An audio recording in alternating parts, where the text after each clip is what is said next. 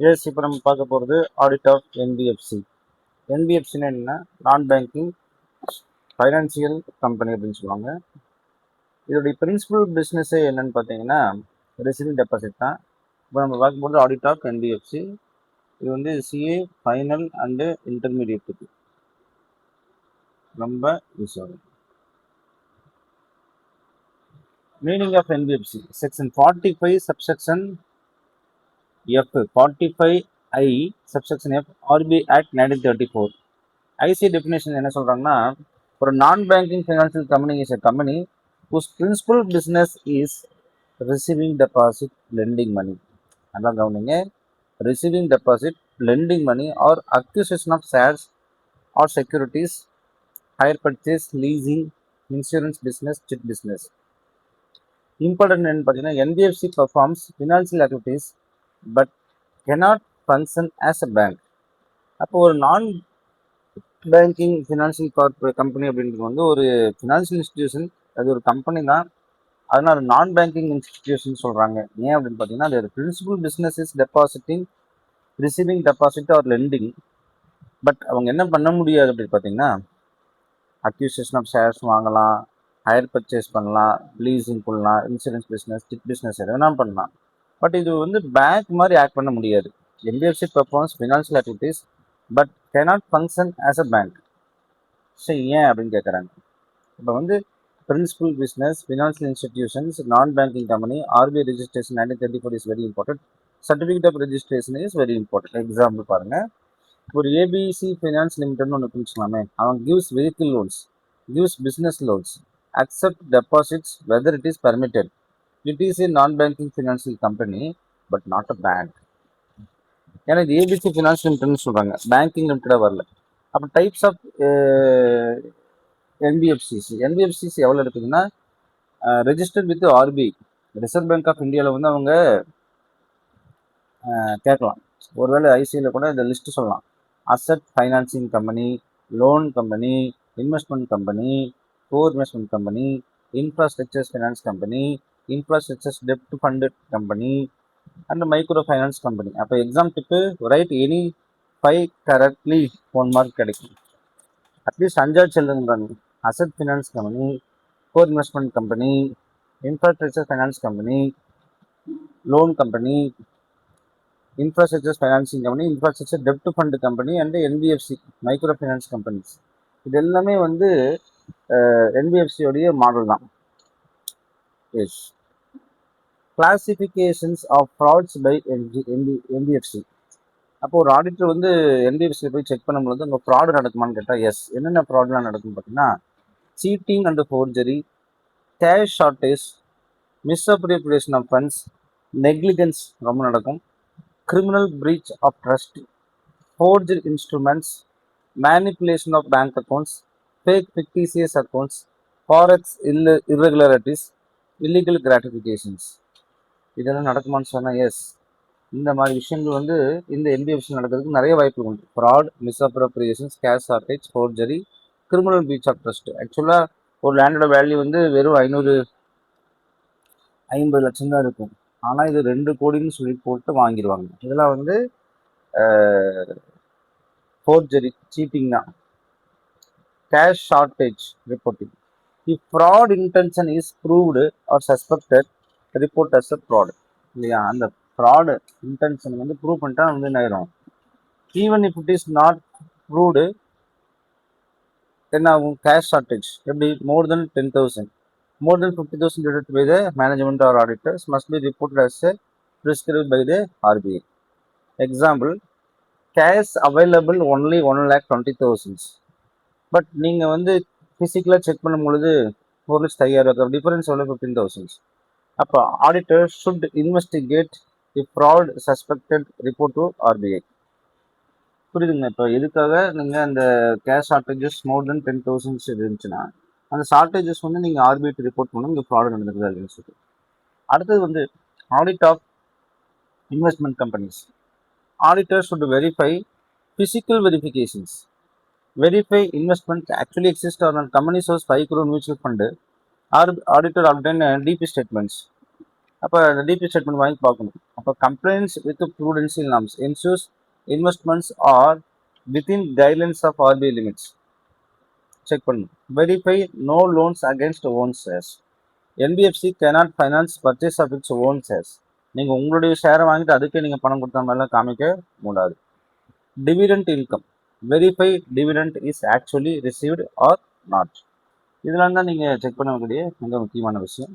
Interest டியூன்னு சொல்கிறாங்க. Interest income properly recognised ஆகிருக்குதா அப்படின்னு அவங்க சொல்லணும். Provision for fall in value.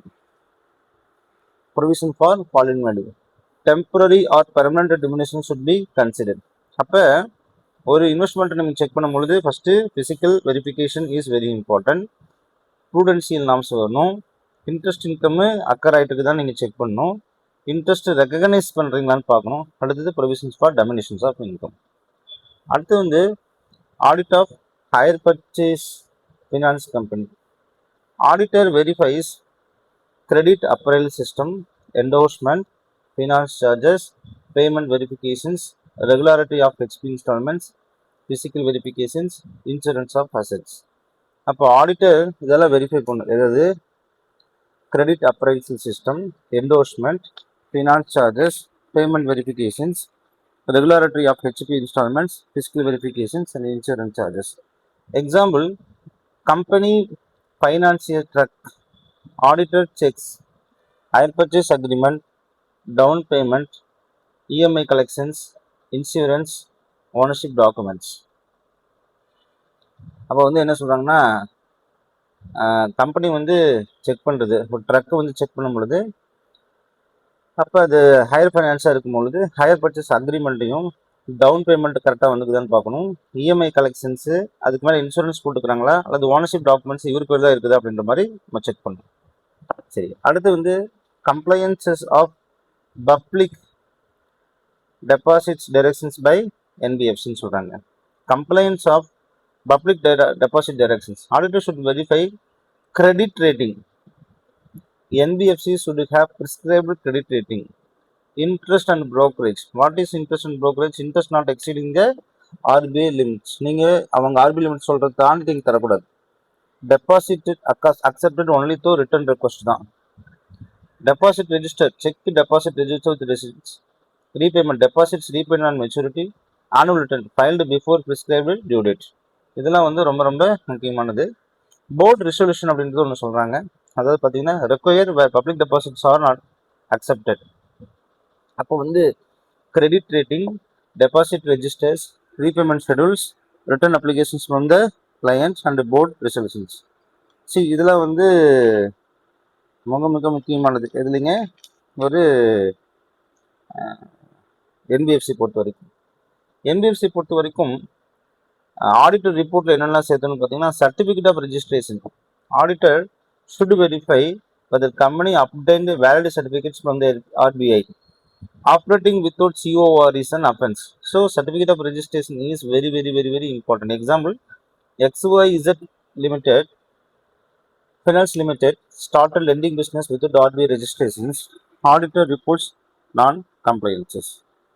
Public deposit பொறுத்த வரைக்கும் verify deposit within RBI guidelines, proper credit rating, minimum CRAR, no default in repayment, prudential norms complete, liquid assets maintained பார்க்கணும்.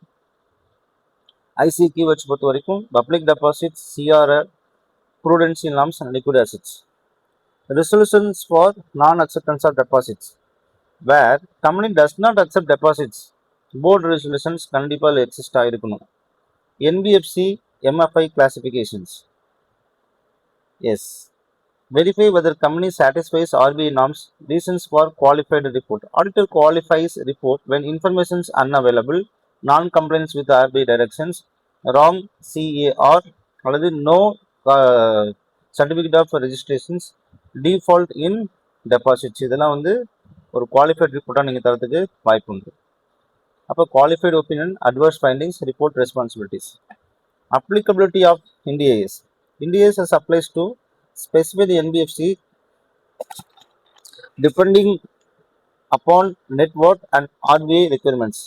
Difference between division 2 and division 3. S. இதில் பார்த்தீங்கன்னா applicable to NBFC major differences. NBFC prefers balance sheet based on liquidity instead of current and non-current account. ICA keyword சொல்றாங்க liquidity based presentations.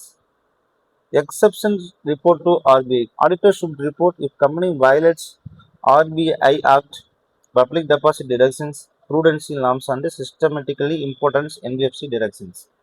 So exception ரிப்போர்ட்டில் வந்து எதெல்லாம் தெரிவிக்க போகிறாங்கன்னா இவங்க ஏதாவது ஆர்பிஐ சொன்ன ரூல்ஸை தவறிட்டாங்க அல்லது டெபாசிட் டிரெக்ஷன்ஸ் தவறிட்டாங்க அப்படின்னும்போது கண்டிப்பாக இதை நம்ம கொடுத்தாகணும்.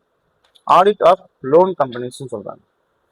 லோன் கம்பெனி பார்க்கும்போது auditor verifies the sanction letters, loan approval process, security, adequate collateral security, balance confirmations, direct confirmations from borrower, records, proper loan files, ceiling limits within RBI exposed norms, loans against own shares should not be granted and prudential norm, proper asset classifications. இதெல்லாம் இருந்துச்சுன்னா தான் ஒரு loan confirmation ஆகணும். நீங்கள் சாதாரணமாக ஒரு loan வாங்கினா ஆடிட்டருக்கு இத்தனை வேலைகள் இருக்கு. நல்லா பார்த்துக்குங்க. ஃபஸ்ட்டு சேங்ஷன் லெட்டர் வாங்கணும், ஒரு லோன் அப்ரூவல் ப்ராசஸ் எக்ஸாம் பார்க்கணும், security, adequate collateral, balance confirmations, direct confirmations. Example loan sanction 2 crore வச்சுக்கோங்களேன், no collateral, no sanction noted. அப்போ auditor reports the weakness in internal control. ஏன்னா லோன் சாங்ஷன் ஆயிடுச்சு 2 கோடி ரூபாய், ஒரு கொலாட்டரும் கிடையாது, சாங்ஷன் லெட்டரும் கிடையாதுன்ற போது அதோட வீக்னஸ் நீங்கள் தெரிவிக்கணும்னு சொல்கிறாங்க. ப்ரூடென்சியல் நாம் அப்படின்னா ஆடிட்டர் வெரிஃபைஸ் இன்கம் ரெக்கக்னேஷன். அந்த லோன் கொடுத்தா அது வந்து வரக்கூடிய இன்கம் ரெக்கக்னைஸ் ஆகுதா, அசட் நிறைய கிராப்ஸ் பண்ணிக்கிறீங்களா, ப்ரொவிஷன்ஸ் ஏதாச்சும் நீங்கள் கிரியேட் பண்ணுறீங்களா, அது கேபிட்டல் அடக்குவசி ரேஷியோஸ் பக்காவாக இருக்குதா, CAR, credit concentrations, bad debts, loans against own shares இருக்குதான் நீங்கள் கண்டிப்பாக செக் பண்ண வேணும். அப்போ இதில் வந்து ஐசிஏவோட இம்பார்ட்டன்ஸ் வந்து பார்த்தீங்கன்னா income recognitions, asset classification, provisioning, capital adequacy ratio and prudential norms. Classification of advances. அட்வான்சஸையும் நீங்கள் 3ஆக பிரிக்கணும், 4ஆக பிரிக்கணும். Standard, substandard, doubtful and loss assets. இப்போ அந்த ஐசி கீவேர்ட்ஸில் இது அதிகமாக கேட்பாங்க. Standard, substandard, doubtful and loss assets. NPA income வந்து income on NPA, income should not be recognised on accrual basis, recognised only on actual realisation basis. Accrual basis நம்ம எதுவுமே use பண்ணக்கூடாது, ரியலைசேஷன் பேசிஸ் தான். Loan interest வந்து 2 லட்ச ரூபாய், borrower has not paid for any many months. அப்போ NBFC should not recognize 2 lakhs as an income until actually received. Audit of equipment leasing company. So equipment leasing company na auditor verifies credit appraisal list, lease agreement, physical verification of equipment is there exist or not, maintenance of assets and compliance with applicable accounting standard in the AS, certificate of registrations, prudential norms, capital adequacy ratio, income recognitions, asset classifications, provisioning, public deposits, credit rating, deposit registers, fiscal verifications, hire purchase agreement, credit appraisals, exception reports, liquidity based presentations, loans against own shares, non-performing assets, balance confirmations, security verifications, RBI directions and board resolutions. இதெல்லாம் வந்து keywords அடிக்கடி use பண்ணக்கூடியதாக வருது. இப்போ பாருங்க, during audit of XY NBFC, the auditor observed that company has accepted public deposit without obtaining prescribed credit rating. It has defaulted in repayment of mature deposits. Interest on NPA has been recognized on accrual basis. The company has also advanced loans against the own securities. After acceptance of deposit without prescribed credit rating violates the RBI acceptance of public deposit directions, so wrong. Default in repayment of mature deposit is serious non-compliance and should be reported. Yes, yes na. Interest on NPA should be recognized only on realization basis, not on actual accrual basis, as per prudential norms. Granting loans against own shares is prohibited. It's very important.